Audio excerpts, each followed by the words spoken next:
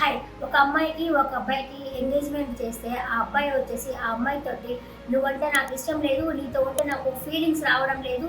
ఏదో మా నాన్న చెప్పారని చెప్పి నీతో ఎంగేజ్‌మెంట్ చేసుకున్నానని" చెప్పేసి ఆ అమ్మాయితో అనేసరికి ఆ అమ్మాయి తట్టుకోలేక పాపం చనిపోయింది.